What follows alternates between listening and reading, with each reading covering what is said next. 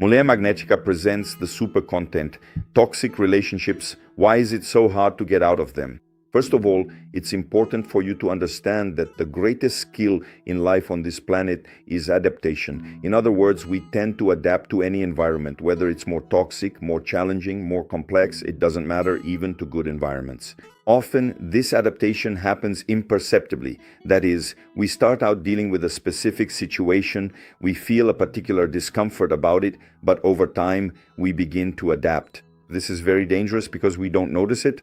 This is a natural condition. So many women, when they find themselves in this situation and are sometimes even judged for being in these circumstances, are naturally being judged summarily, judged by people who don't understand the adaptive process. What is an ideal relationship? What is an ideal job?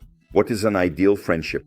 This condition, this contrast between what is ideal and what the person is actually experiencing can often create an awareness so that the person recognizes themselves in that situation and looks for ways to get out of it. The big issue is when a woman tries to fix a relationship that can no longer be fixed, and this happens a lot. Why? Because there is a secondary gain involved, right? So we call it immediate relief. Even when things are going well, we fall into that state of monotony. Our internal conditions, even in a favorable, good environment, when it becomes monotonous, we no longer feel that joy, that sense of achievement, that positive internal state. And what happens then? We tend to make things worse so that we can then improve them and feel something. We like to feel this, and naturally, many times in order to experience that positive state, we have to let things get a little negative first. So it's that situation where we're doing well and we stop caring about it. But as soon as that's put at risk, imagine you're about to lose a relationship, you tend to behave better, to change your attitudes in order to get it back. One of the exercises is to create contrast, right? To understand what is ideal for you and what you are actually experiencing. Also, understand that the greatest skill is the ability to adapt, so things happen naturally without you noticing. And when you realize it, you're already in a toxic relationship. And also know how to use this ability to adapt in your favor. Be careful to avoid letting this adaptation put you in a bad situation.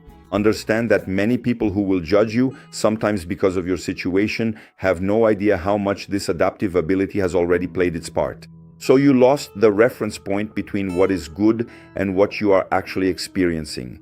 There is a third situation where you want to fix something, but notice what can or cannot be fixed and walk away from what doesn't depend on you. In other words, when it involves someone else, you are not able to change the other person.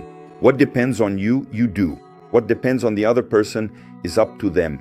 If you realize that the other person is not going to change, you should get out of the relationship while there's still time, because the tendency is for you to become psychologically and emotionally distorted, and that's not good for business.